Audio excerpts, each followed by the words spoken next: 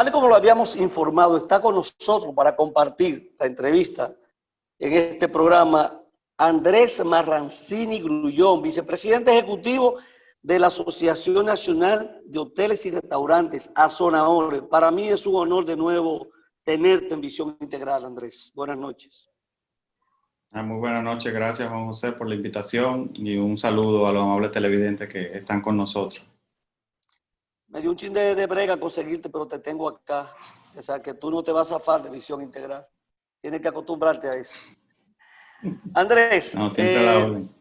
Sé que tiene múltiples responsabilidades, compromisos, reuniones, y que en estos momentos, por lo que implica el sector turismo, el sector turístico, ¿no? Mejor dicho, tiene muchas responsabilidades y yo quiero compartir contigo cuál es la situación, así en sentido muy general. Tú como vicepresidente ejecutivo, que tiene grandes responsabilidades, ¿cómo tú visualizas la situación por la cual estamos atravesando en este momento para luego entrar a hablar ya de las cosas que se están haciendo?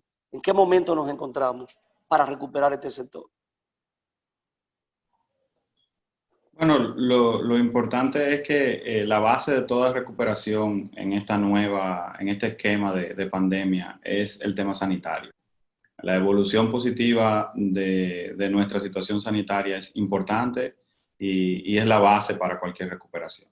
Sin embargo, esto es una crisis que para el sector turístico y en nuestra economía nosotros siempre tuvimos muy claro de que seríamos probablemente el último en ser reactivados, pero con el ánimo de volvernos a convertir no en el último vagón, sino en el vagón que empuje la economía de nuestro país.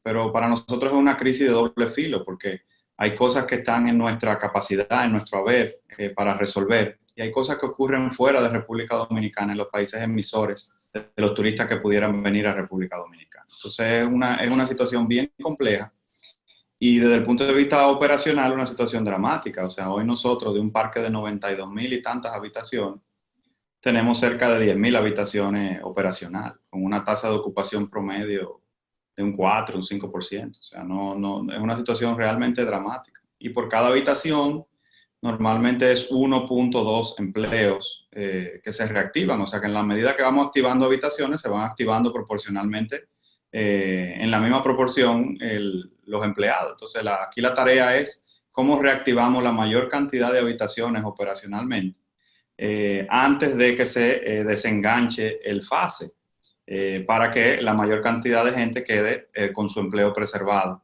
y que contribuyan al programa de recuperación del sector.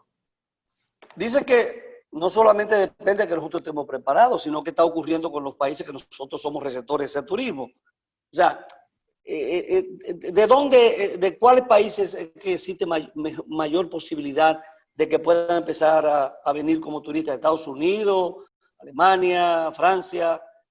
¿Dónde están las mejores condiciones para retornar al país? Bueno, en las encuestas que se han realizado a nivel sectorial turístico mundial, normalmente los vuelos de corta duración son probablemente los que tengan mayor apetencia o tengan mayor público, o sea, de no más de 5 horas. Que para nosotros es una ventaja porque nuestra mayor clientela viene de la costa este de los Estados Unidos y de Canadá. Entonces eso ayuda a que concentremos los esfuerzos en ese gran mercado que está teniendo apetito de viajar y se está atreviendo a viajar.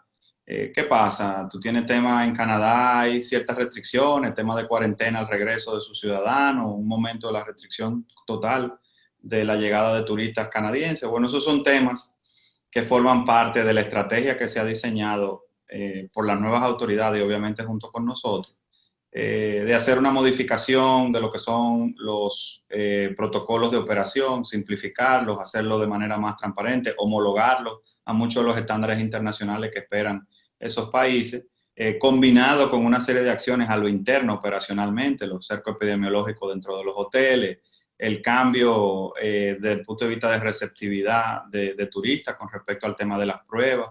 Todas esas son cartas de presentación, o vamos a decir que nuestro resumen de medidas que estamos ya diplomáticamente accionando con esos países para que modifiquen el criterio que tienen sobre la República Dominicana. Y la base fundamental, como te reitero, es el tema sanitario. que es lo más importante, pero también más importante aún está cómo lo transmitimos. Y entonces eso hace que el informe o el boletín que emite el Ministerio de Salud Pública ha sufrido a partir del 15 de septiembre una modificación ligera en dos aspectos. El primero es que se están sirviendo las informaciones con respecto a los polos turísticos, o sea, la demarcación política que corresponde a los polos turísticos, porque el comportamiento de la pandemia en República Dominicana no ha sido igual en todos los lugares. Hay sitios que tienen situaciones más dramáticas y otros donde realmente el efecto ha sido mínimo, por decir que ha tenido un efecto, pero realmente las Y ahí consecuencias están los polos no han turísticos que repercutido. no Por están tan eso. afectados como la gran urbe, el Gran Santo Domingo. Entonces O es sea, importante transmitir eso a los mercados y nuestros competidores lo están haciendo y tienen meses haciéndolo y nosotros no. Y eso tiene un efecto en cómo el mercado es percibido y cómo el destino es percibido por cómo se percibe en los países emisores. Entonces eso se cambió. Como otra información, nosotros estábamos mandando la información, como lo dice la OMS, o sea, no es que no se deba de hacer así, es que se está informando de la disponibilidad de camas y UCI para COVID exclusivamente. Entonces nosotros estamos agregando la información de la disponibilidad de camas de hospitales y UCI, no COVID, porque eso da una imagen realmente de que el sistema sanitario dominicano no está colapsado. no ha Y para colapsado atender nunca. cualquier otra cosa que no sea COVID, nosotros tenemos holgura suficiente para manejar y maniobrar. Entonces, y obviamente hay otras estrategias ya implementadas desde el punto de vista del Ministerio de Salud que si todo eso funciona combinado con este fondo especial que el gobierno ha autorizado para la preservación y estímulo de ruta, nosotros deberíamos de tener cerca de 450,000 visitas al cerrar el 2020, durante este periodo, obviamente. Si todo funciona bien, y eso andaría por una tasa de ocupación superando el 30%. Si todo funciona y continúa evolucionando positivamente el tema sanitario. Hasta ahora ustedes sienten conformidad como sector y se le ha tomado en cuenta a la hora de elaborar cuáles serían los protocolos, cuál sería la participación de ustedes y la inversión que se han hecho. ¿Ustedes tienen satisfacción hasta este momento y confían en que se va a recuperar con el trabajo que el gobierno y ustedes de manera conjunta están haciendo? Bueno, mira, tenemos la suerte. Debo decir que todos los protocolos que se han implementado y la mayoría de las medidas que se han tomado en el sector, desde la administración saliente hasta la administración entrante, en alguna medida nosotros fuimos consultados o por lo menos tomados en cuenta. No necesariamente las decisiones responden a los puntos de vista de los operarios, pero la verdad es que hay que reconocer en el presidente Luis Abinader que tiene una sensibilidad muy particular sobre el sector turístico y debo de decir que es el primer presidente de la República que ha sido miembro de AZONAORES. Y eso, obviamente, él tiene una sensibilidad y una comprensión sobre cómo esto funciona a nivel mundial, porque es un negocio internacional, no es un negocio exclusivamente de República Dominicana y es muy complejo, muchas cosas al mismo tiempo ocurriendo. En el ministro Collado hemos encontrado un profesional que tiene mucho deseo de tener colaboración del sector privado y nosotros estamos prestos para ayudar en todo lo que sea necesario para recuperar el sector. Fuimos sorprendidos gratamente por parte del presidente y el ministro de Turismo al incorporarnos al gabinete turístico, que originalmente nosotros no formábamos parte, No pero éramos un pertenecían. órgano consultor. Pero nos invitaron a formar parte de manera formal y la verdad que estamos ahí prestos y es un mecanismo que está siendo muy efectivo porque todos los actores y funcionarios que tienen que ver o que interactúan con el sector se sientan en esa mesa. Cuando vemos un problema se puede resolver con relativa facilidad. Y esto nada más, o sea, obviamente, son 30 días que tiene el gobierno nuevo. Hay que tener paciencia. Quizás todas las medidas no se pueden tomar juntas. Este primer grupo de medidas es positivo y es un mensaje que reciben los mercados del punto de vista y de la intención del gobierno con respecto a tomar seriamente este tema del COVID y la reactivación del turismo en el marco del COVID. Pero hay que seguir siendo conservador, Juan José, porque la recuperación depende de muchas cosas y seguirá siendo una especie de montaña rusa mientras no haya una vacuna o un tratamiento efectivo. Los protocolos establecidos, tanto para los turistas como para los empleados, se garantiza que no haya brote, contagio. O sea, hay un buen protocolo que si se sigue correctamente evitaríamos cualquier situación que pudiera hacer un efecto negativo. Bueno, por la naturaleza propia del virus, Juan José, garantía no hay. Lo que nosotros hemos implementado operacionalmente en los hoteles son las mejores prácticas para garantizar que si llega a haber algún contagio, poderlo identificar con relativa rapidez, aislar y recibir el tracing de los contactos que ha tenido la persona. Desde el punto de vista de los empleados están siendo sometidos a pruebas rápidas y a pruebas PCR. En la medida que entran, se le ha expandido Nosotros tuvimos una conversación con el sector sindical, del sector turístico, hace 2 semanas, y coincidimos en la idea de dejar a los empleados que se permanezcan un mínimo de 15 días y hasta 27, los que más pueden, por pacto colectivo, respetando los días de descanso. De manera de que tú tengas siempre personal activo que haya hecho su prueba y que esté su participación dentro de la propiedad esté en seguimiento. Están aplicando protocolos de seguimiento con respecto a los turistas, hay puntos de control, puntos de chequeo, con elegancia, tratando de que sea lo más fluido posible, pero definitivamente hay monitoreo del comportamiento de los clientes, de su estado físico. Aunque sea aleatorio, y todo el mundo ha sufrido.